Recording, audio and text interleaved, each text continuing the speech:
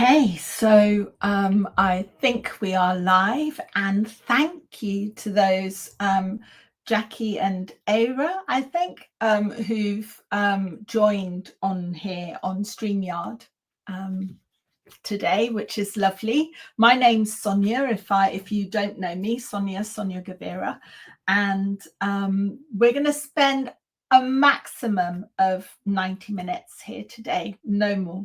I think there are people that are coming on from LinkedIn. There are people who are here on Facebook, some people watching on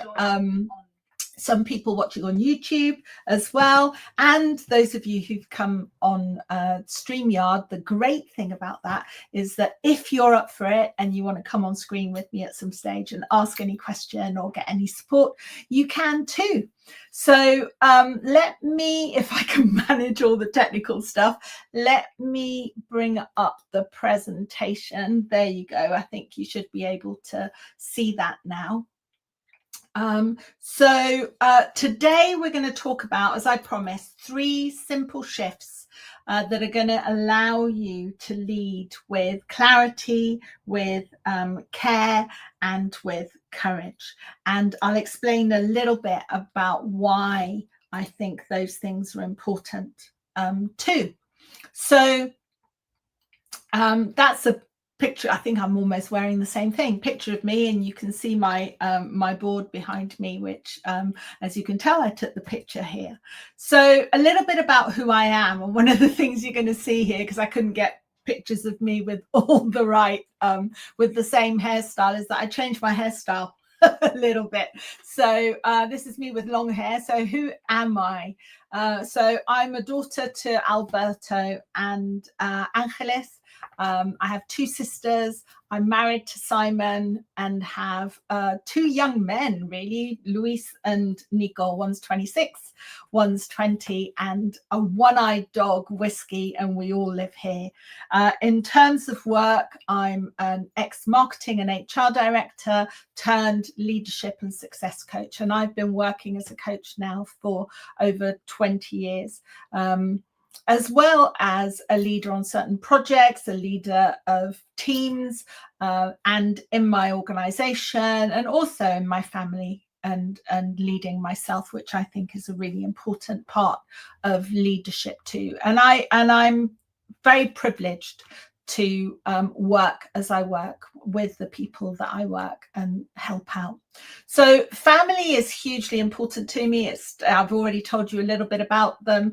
Here they all are. Mum and dad are quite elderly now and have dad has Parkinson's, mum has dementia, and they live here.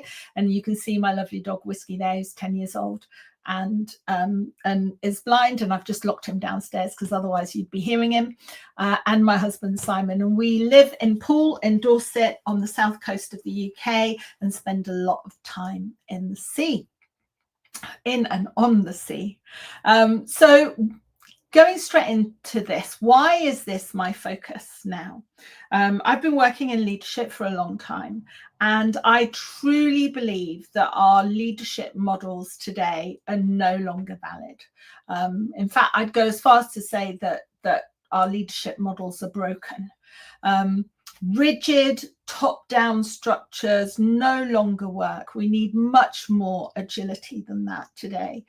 Authority-driven leadership can also lead to disengagement, and we see that in a lot of the surveys. And yet that seems to be what we're seeing more and more, which is strange to me. If you look at Mental Health UK, there's a report there that says 1/3 of working Britons experience burnout just 3 months into 2025. And 18 to 24-year-olds new into the workplace are really suffering with mental health caused by stress. I believe that we need to fix this, and I believe that more people also need access to support them as they step up into management roles, or even as they plan to. The number of people that tell me that they do not want to go into a leadership role because there aren't the role models there that really would inspire them to do that is amazing.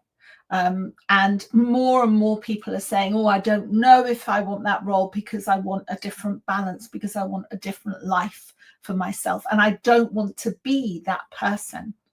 And I don't think that people should be that person. And I really believe that we can do better.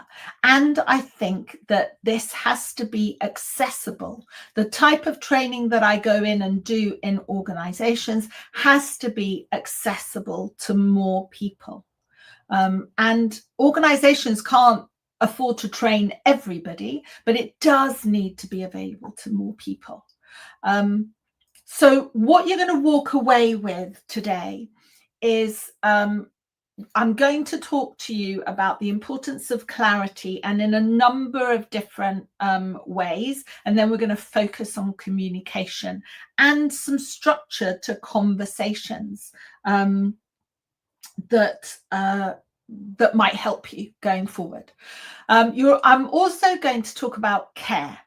And I believe that care is nothing fluffy. Okay, I believe that it's a key component of a human-centered approach to management and leadership. And it's more of a mindset than anything else. I'm also going to talk about courage and why it's important. And I'm going to give you one of the conversations that I have the most with people who work with me is around what they call difficult conversations. And so I'm going to give you a framework that you can use to have those conversations with more ease. And I'm also going to take you through a way of reframing how you think about these conversations. And then I'm going to say up front, I'm going to show you a course that I have put together, which I believe is really accessible, that's called the Human-Centered Manager. And it's going to be accessible in that it's online. It's also priced really keenly. And it's not just an online course. It also comes with support. So I will give you some details of that at the end of the presentation.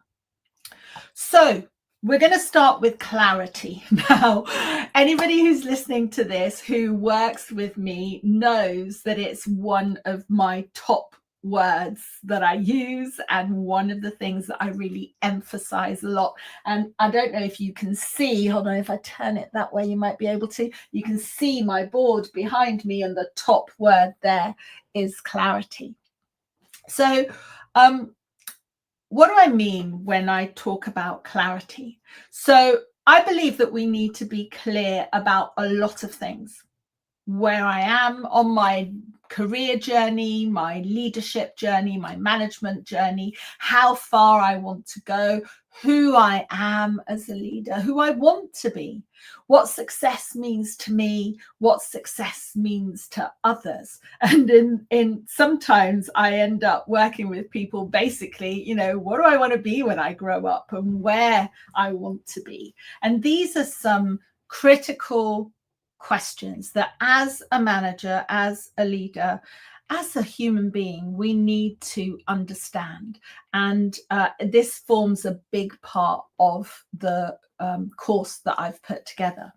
But for today, what we're going to talk about is clarity and communication, because this is a skill that I see a lot of people struggling with and wanting some idea of how to be clearer. So in order to be clear in your communication, you need to know what's important to you. You need to know what your non-negotiables are, your values, and you need to be able to communicate them. And I'll give you an example of that in a moment. We also need to be able to communicate our vision, our goals, our strategy for us, for the team, for individuals in the team, be able to have those really clear conversations, where you are, where you're going to go, all of those things.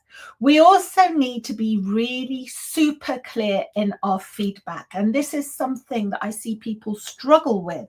And the intention is great. The intention is not to upset anybody, to be kind. But sometimes by attempting to be kind, by attempting to not upset anybody, actually we muddy the feedback.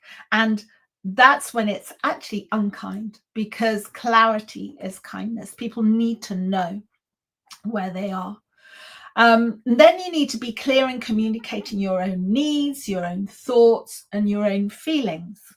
So this is an exercise that you can start doing now, or you can look at the recording of this afterwards and do it. But if anybody wants to do it now, and I can see a couple of you here in StreamYard, if you want any support with any of this, then just turn your camera on and or use post a comment, ask me a question, and I'll be able to support you with it. But if you want to work through any of this with me, feel free. You're here. So this is hopefully you can see this. I don't know where you're watching from, but hopefully you can see this. And what I've got here is on the left hand side some of the situations that you might find yourself in. And I've said you need to be able to communicate what's important to you, the vision, the goals, the clarity and the feedback, your needs, thoughts and feelings. And here are some words, if you like, and some ways to communicate it. Now, the first one, it says, this is an example, and this is an example of something that I actually said to somebody who was working with me on a really big project, and we had some issues around communication. So I would ask this person to do something, and we'd agree on how it was going to be done. And then with very good intention, because this person wanted this thing to work and this project to work in the country that I'll say he was working in, and it was a difficult situation with the client there, he was taking a slightly different approach, which meant that we still weren't getting the results that we wanted, but I wasn't really aware of the conversations that were being had, and then I was having them coming back to me. So I actually said to him, for me, trust is non-negotiable. So trust is one of my highest values. When we agree on something, I expect you to follow through on it and let me know if anything happens to interfere with it. If I cannot trust you, we cannot work together. Now, obviously, that wasn't the only thing I said in the conversation. There was quite a long conversation, but it came to this point where I had to be super clear of what my non-negotiables were and how we were going to go forward. Now, this was actually the message he heard. And he apologized, and he said that he'd known that he knew how important trust was for me, and he didn't realize that what he was doing was breaking my trust to that extent. He felt that he was trying to do something to make this thing work, and but it wasn't working, and I felt I couldn't trust him. Now, that was a tough conversation to have, but it actually strengthened our relationship, and there was no blurred lines as to what needed to happen going forward. So if you are thinking of a conversation where I know you're in a situation where somebody is upsetting you, or somebody is in some way you're struggling to work with them, and you think that they're trampling on a particular value, what value is it? Yeah. And how can you really communicate that clearly to them? Okay. Then when it comes to vision, goals, strategy, it's about being really specific. So by such and such a date, we will have achieved a specific outcome, whatever that outcome is. Yeah. And this is what it's going to look like, and this is what it's going to mean. Yeah. If you're talking about objectives, so the objectives are, and you state the objectives, and we will know we have achieved them when, and then you talk about all the specific, visible outcomes, tangible outcomes, and you engage in a conversation so that you can also ask them what are going to be the tangible outcomes. When it's feedback, so this is one of the biggest issues that people have, and we'll talk about it more later in the difficult conversations part. But it's being able to talk to people, because sometimes they will say to me, I know it's got to be tangible, I know it's got to be specific, but what if it's the feeling that I have? And I say, great, if it's a feeling that you have, talk about that feeling. So when you do X, it makes me feel this way. Now, you are being really clear. You're not saying that they are making you feel this way. You're saying that the behavior, when you witness this behavior, this is the impact that it has on you. Now, one, that's super clear, and you're talking about the feelings that it elicits, and they cannot disagree with you. They cannot say, no, you don't feel that way. So be super clear. Then you can enter into a discussion of what is the behavior that you want, and that will make it easier. Okay. And then you need to be able to express your needs, your thoughts, and your feelings. You need to be able to say, I need this, and then say why you need it. I think, I believe, this is what I'm thinking, I feel. You need to use those words and not be scared of using them. They are not finite. You will end up in a discussion if you want to. You can open the floor to them doing the same thing. Okay, so, and that's critical as well. If we're talking about there aren't enough good role models for people, this is role modeling excellent behavior, clear behavior that is going to allow others to share with you as well. So if anybody has any specific thing that they want to talk about or an example, then please feel free to comment or come on, and I'm more than happy to chat with you about it. Just let me know. If you're on StreamYard, you could turn your camera on or just speak to me, and I think I should be able to hear you. So do let me know. So that's clear communication. And a question that you need to ask yourself is, am I being clear? Could this be interpreted in any different way? Am I being clear, or am I trying to safeguard things and say things so that they don't hurt? And that doesn't mean that I want you to hurt anybody, okay? But I don't want your intention to not upset somebody and deal with their emotions get in the way of you being clear. Okay. So that is clarity. And there's a lot more than we can go into with clarity. And in the course, you'll be able to assess also how clear you are being. So my second one is care.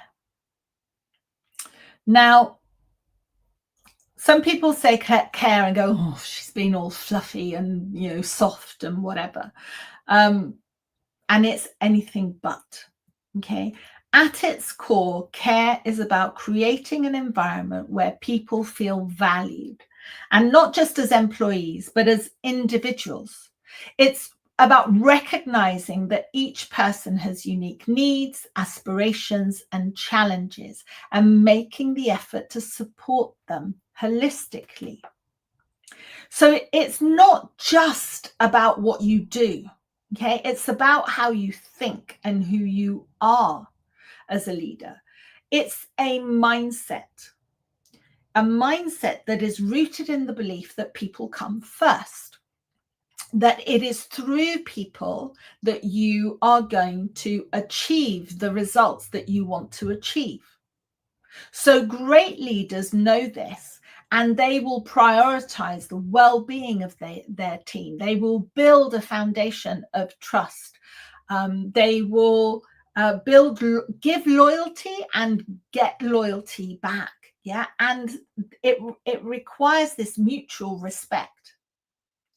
And it's not just about surface level actions. It's not just about giving somebody a little bit of time off or giving them a gift or something. It's not about that at all. It's about really being able to connect with people, understand them, understand their needs. Yeah. And it's not fluffy. It's not altruistic. It is strategic. Okay. Research consistently shows that when people feel cared for, they're more engaged, they're more motivated, and more productive. There's a lot of talk about psychological safety nowadays. Why? Because we know that we need environments where people feel well, where people can speak up, where people can be creative, where people can make mistakes. And care is critical for this. Emotional intelligence is a requirement for care. When it's grounded, when care is grounded in emotional intelligence, it becomes more authentic and really impactful. This is what fosters that workplace where you feel seen, heard, known, accepted, understood, and then empowered. Yeah. So leaders who have high emotional intelligence are great at recognizing emotions. How good are you at recognizing what your people are feeling when they are struggling, when they might need support?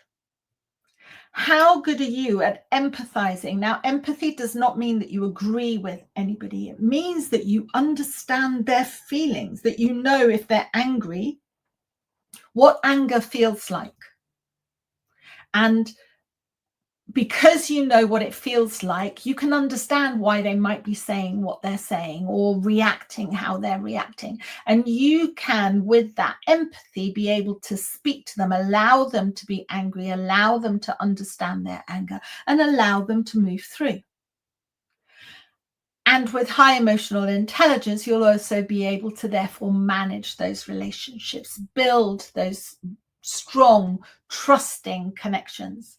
Yeah, and be able to be clear and yet kind and fair, which is what will allow people to really grow into themselves and feel that they can bring themselves to work.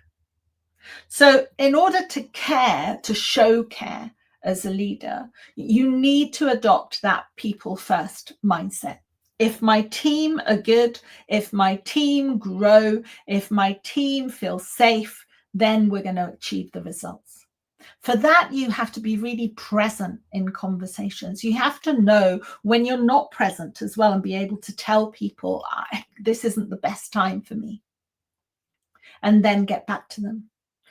All these things, I'm sure a lot of you have done work in terms of active listening, for example. That's what you need. You need to be able to invest in their growth. As a manager, as a leader of a team, you need to know that one of your priorities is to grow them, because that's how you're going to get the results. And you need to recognize that not everybody is going to want to grow, be able to grow in the same way. So you need to recognize the individual needs of your people. And you're only going to do that through conversations, through really engaging with them. So an exercise that you can do, think of someone in your team. Why have you thought of them? Is it because it's someone that you want to get to know better? Is it because it's someone that you have issues with of some description? What is it? Okay. And then start thinking, what are you noticing about them in the current situation? What's important to this person? What might they be feeling about the current situation in the team or in the organization or wherever you are? And what do they need in order to do well and be well? Now, when I ask people to do this exercise, some people go, well, I don't know. Yeah, how am I supposed to know? I'm not a mind reader. You need to learn to guess in some ways. I was going to say trust your intuition. Yeah. If you feel that someone is struggling in some way, or someone is sad, let's use that, sad about something.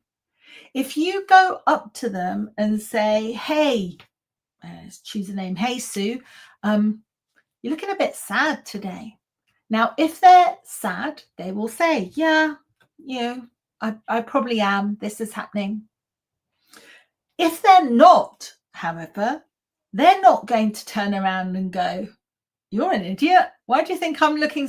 What do you mean sad? Yeah, the most likely thing that they're going to do is say, you know what, I'm not sad, but I'm really angry about this. People won't worry that you got the emotion wrong. You have interpreted it. It has come out like that. They've said, no, it's something else. They will just be really impressed, touched, happy that you have taken the time to make an observation, had the courage to state it, and then start a conversation with them. So do not worry about getting it wrong. The fact that you are attempting it, the fact that you are open to have a discussion, is what's going to help. So I don't know if anybody's got any questions. If you've got any questions or want to talk to me at all, then please let me know. I can't see any comments at the moment. Sometimes the system doesn't allow me to see them. But if there are any that I haven't seen later, I will answer them in whatever platform you're in. Usually they would come in here. And please do speak to me if you need anything. So courage is the next one. And I'm wondering, does anybody have a definition of courage, or would say what courage is? Okay, so this is something that I saw the other day and thought I'd bring it in here. And it says, courage isn't the absence of fear. It's the decision to move forward despite it. So whether this is making difficult decisions where you don't have all the information that you would normally want to have, whether it's standing by your values, whether it's taking bold risks, whether it's having some of those conversations that we're going to talk about, this is one of the foundations of great leadership. But it's not just about these grand gestures or these big difficult hurdles, okay? It's also about vulnerability. The strength to act when it's uncomfortable, and the determination that you need to make tough calls that other people might shy away from. It's being able to admit that you don't have all the answers. And share your uncertainties. Yeah. So, courage is there are two parts to it, if you like. Courage to act. So all of those decisions, stepping out of your comfort zone, facing ambiguity, but it's also courage to be vulnerable, to face that ambiguity and say, I don't know. Let's find out together. Yeah. It's about seeing failure as something that you learn from, and not something that you need to fear. It's something that you need to learn and grow from. And again, if we're talking about psychological safety, this is what you want from your manager and your leader, because if you see them fail and move forward, you're going to be able to do the same. Hey, Amelia, thank you for coming. So you're going to be able to do the same. You're going to give people that ability. Now, you need to find your own way to think about it. The way that I think about it when I get stuck in terms of, for example, acting and making a decision, is that I have a belief that if I make a decision and it goes wrong, I'll either know how to get myself out of it, or I will know somebody who can. So I have no qualms about asking for help and asking for support. Yeah. I truly believe that if you make a mistake, the first thing you do is own up and then say, right, how do we fix it? Yeah. And if I have people in my team who make mistakes, they know that the first person that they can come to is me, because I'm not going to get angry. It doesn't mean that I'm going to think any less of them. In fact, if they tried to hide it or didn't tell me that it had happened and they'd solved it and this is what happened, that's when I might get annoyed. Because what I don't want is to be blindsided by anything. Yeah. And so to be able to share those failures, to be able to learn from them, eventually even laugh about them, because in the moment, sometimes that's not too easy, is something that you need to do.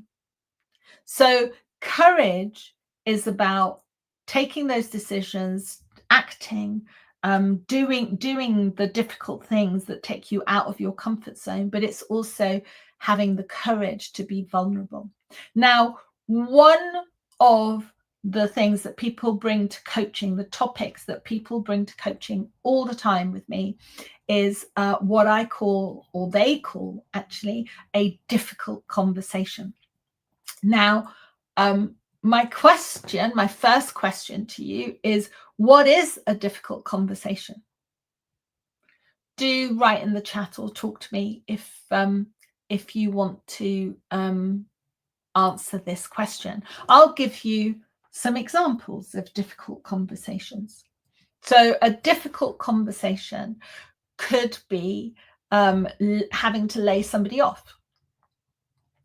giving negative feedback, or we don't use those words anymore, do we? We talk about constructive feedback, or tackling a difficult behavior, or handling a performance review that you don't think the person is actually performing to the level that that you want them to perform, or maybe dealing with a conflict. These are some of the examples that I've had, only some of the examples that I've had of people saying, I really struggle with this. And to the extent that I've had people talk to me about somebody in their team who they're struggling with, and I ask them, how long has this been going on? And the answer's been 2 years. And I just go, oh my goodness. Yeah. How terrible for you having to deal with that, but also how terrible for the person, because the person is going to know that they are not performing at some level. And to go to work every day knowing that you're failing is awful. And nobody's doing anything about it. Nobody's talking to you about it. Okay. So those are some difficult conversations. If you have any others, then please say. And you'll see in that little box, it says clarity, care, and courage, because I think that difficult conversations actually require all three. So here's an exercise that you could do, because what is difficult for one person is not necessarily difficult for another. So I'd encourage you to write down any examples of what you believe are difficult conversations. What is it that makes them difficult? What is the belief or mindset that you have that keeps this conversation hard? And then I want you to answer the question, what else could be true? And I'm going to give you an example so that you know how to work through it, because this is about reframing how you think about a difficult conversation, right? So here's an example of giving difficult feedback. Yeah. So what makes it hard? Well, you might be thinking about a conversation that you've got to give this person difficult feedback, and you think, okay, what makes it hard? Well, I'm worried about the response the other person will have. It's less of an issue when it's good feedback, as I expect them to be happy about it. So this is what makes it hard, your expectation that they're going to have that difficult reaction. So what's the belief or mindset? The belief is that no one likes to be told what they're doing badly. They can become defensive, and I find it difficult to handle the conversation where it goes that way. Now, this is literally what one of my clients actually said to me the other day, because it's coming up to performance review time, and he's got some reviews that he's got to do, and these conversations, he's the ones that are positive, he knows it's not going to be a problem. The ones that are not so positive, he's imagining all sorts of things, and the things that that person is going to do and how they're going to behave and how can they handle that. So the question, what else could be true? Well, I could choose to believe that actually people want to improve and grow, and they can't do that without getting this feedback. Getting defensive is a normal human reaction, which I can empathize with and give them time to come back to the conversation when they are in a better place. So this isn't about kidding yourself. This is about saying, most people do want to grow. Amelia, sorry, I've got so my audio is not working. Will we have access to a recording? There will be a recording. It's on, depending on where you've come in, there's a recording.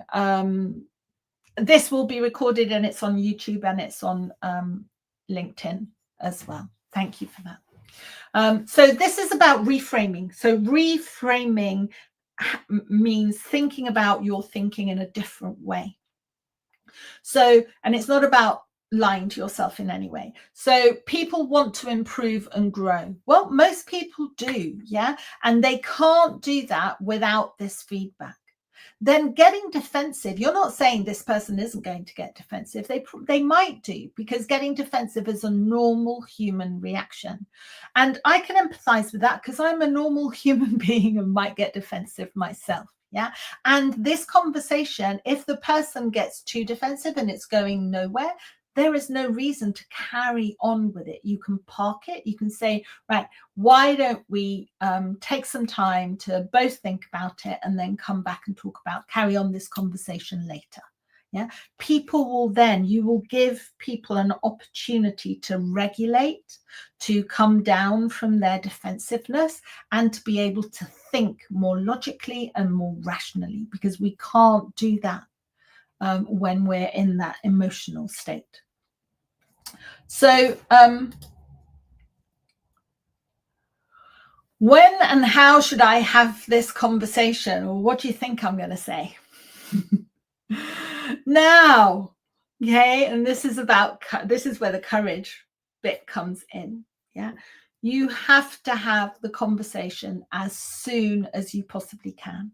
Do not save it for a better time. Sometimes there will be a very valid reason to have it the next day or to have it that afternoon. And it could be that you are triggered in some way. Yeah, but have the conversation as soon as you possibly can. Do not spend the next year, 2 years with a situation. Yeah, the best time is now, also because it's fresh, because people are more aware of what's happened. You've got more of a chance of coming to the same conclusions. So have those conversations as soon as you possibly can. And these conversations should be there for everybody to win at.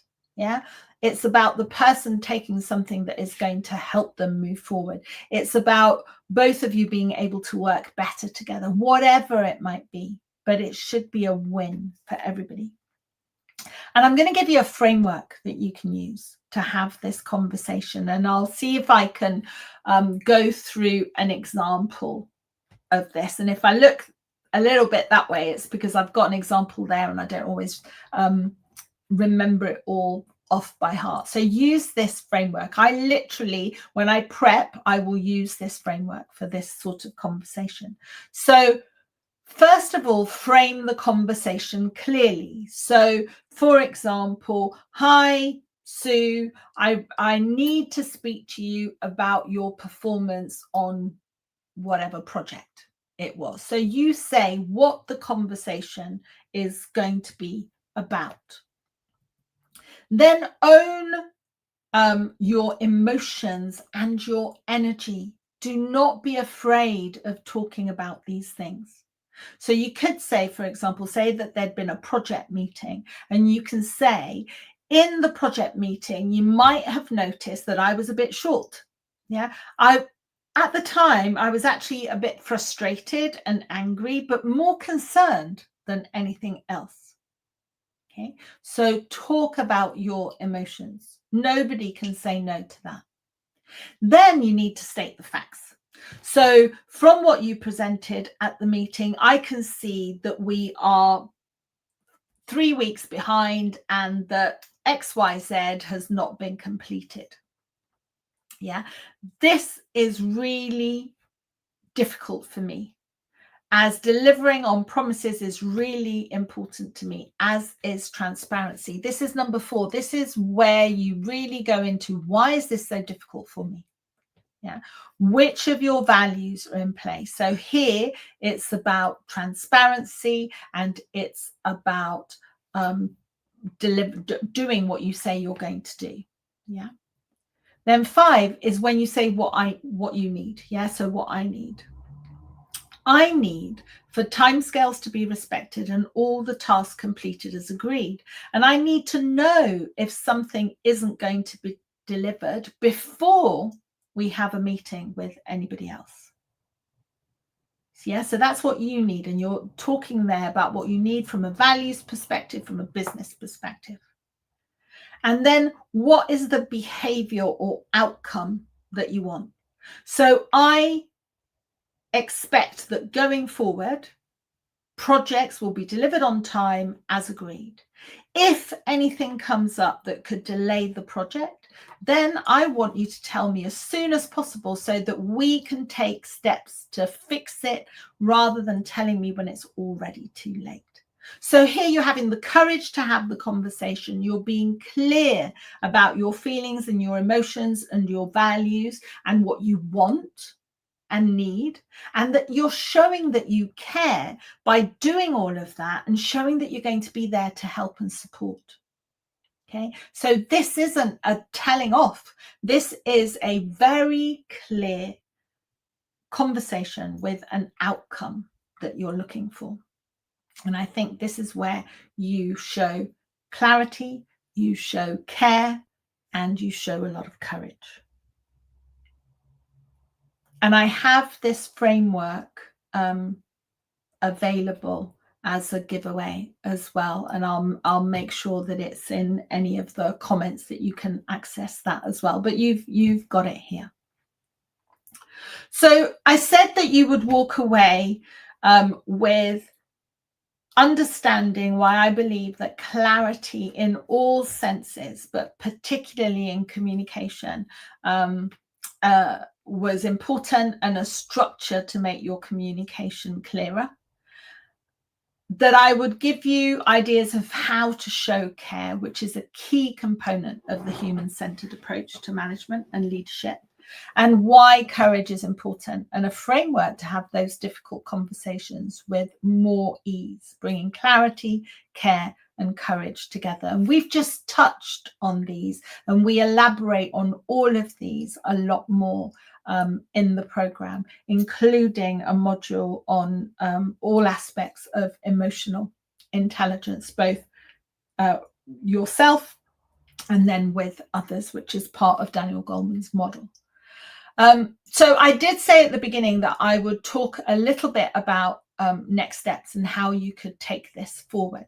And you'll see behind me, I have all of these. This is what I call the inner leadership compass, and it's got clarity and care and courage in it, but it's also got challenge, it's got curiosity, and it's got collaboration. And these are attributes that I believe any leader today needs to explore and needs to develop. And this is like a framework, if you like, for a program that I've called the Human-Centered Manager, because I believe that we need a more human-centered approach in our management and leadership.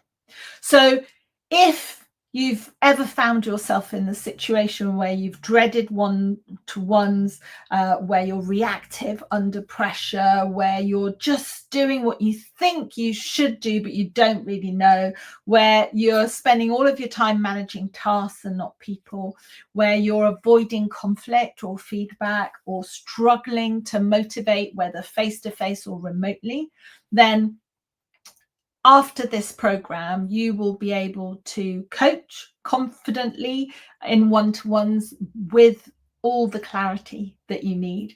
You'll be able to lead with purpose and presence because you will know who you are as a leader and you will know your why. You will be able to find ways to become more resilient and steady under pressure.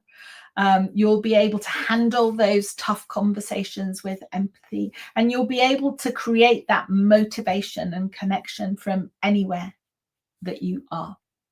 And this is the program. It's called the Human-Centered Manager. It's online. It's an 8-module program, but there's a little introductory one as well, which gives you a foundation and starts to ask some questions around why we need a human-centered approach. The modules are leading self, and that will be 2 weeks worth of it's 2 weeks in the program, and it's about really finding out more about you, who you are, what's important to you, how you lead, how you are motivated, and you'll be able to take what's called a motivational map, which will identify what it is that drives you, how much you have of it. It'll give you an idea then of your people around you, what they're driven by, which is when we go into leading others. So how do you engage? How do you motivate? How do you empower the people that work with you?